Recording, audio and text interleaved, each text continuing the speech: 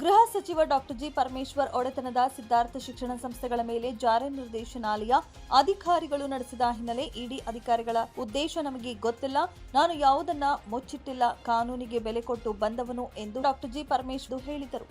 ಅದು ಉದ್ದೇಶ ನಮಗೆ ಗೊತ್ತಿಲ್ಲ.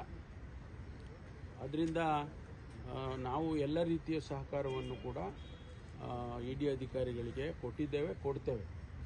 ಅದರಲ್ಲಿ ಯಾವುದನ್ನು ಕೂಡ ಮುಚ್ಚಿಡುವಂಥದ್ದು ಯಾವುದೂ ಕೂಡ ಇಲ್ಲ. ಇದು ಒಂದು. ಎರಡನೇದು, ನಾನು ಮೊದಲಿನಿಂದನೂ ಕೂಡ ಕಾನೂನಿಗೆ ಗೌರವ ಕೊಟ್ಟುಕೊಂಡು ಬಂದಿರೋನು.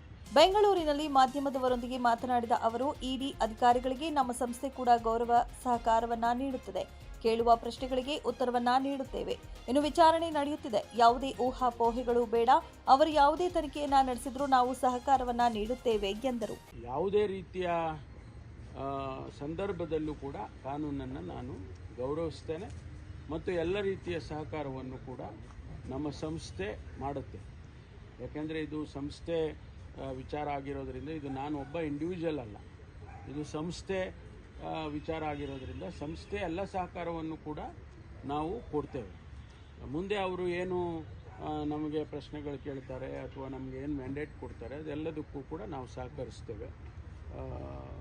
ಇಷ್ಟು ವಿಚಾರಗಳನ್ನು ನಾನು ತಮಗೆ ತಿಳಿಸ್ತೇನೆ. ಸುಮಾರು 9 ಕಾರುಗಳಲ್ಲಿ ಬಂದ ಇಡಿ ಅಧಿಕಾರಿಗಳು ತುಮಕೂರಿನ ಹೆಗ್ಗೆರೆಯಲ್ಲಿರುವ ಡಾಕ್ಟರ್ ಜಿ ಪರಮೇಶ್ವರ್ ಒಡೆತನದ ಸಿದ್ಧಾರ್ಥ ಮೆಡಿಕಲ್ ಕಾಲೇಜು ಹಾಗೂ ಮರಳೂರು ದಿನ್ನೆಯ ಸಿದ್ಧಾರ್ಥ ಇಂಜಿನಿಯರಿಂಗ್ ಕಾಲೇಜು ಹಾಗೂ ಬೆಂಗಳೂರು ಗ್ರಾಮಾಂತರದ ನೆಲಮಂಗಲದ ಬಳಿ ಇರುವ ಶಿಕ್ಷಣ ಸಂಸ್ಥೆಗಳ ಮೇಲೆ ಇಡಿ ದಾಳಿ ಮಾಡಿ ಶಿಕ್ಷಣ ಸಂಸ್ಥೆಗಳ ಕಚೇರಿಗಳು ಹಾಗೂ ಪ್ರಾಂಶುಪಾಲರ ಕೊಠಡಿಗಳಲ್ಲಿರುವ ದಾಖಲೆಗಳನ್ನು ಪರಿಶೀಲನೆ ನಡೆಸಿದ್ದಾರೆ. Babu Khan, 9 live news, Bengaluru.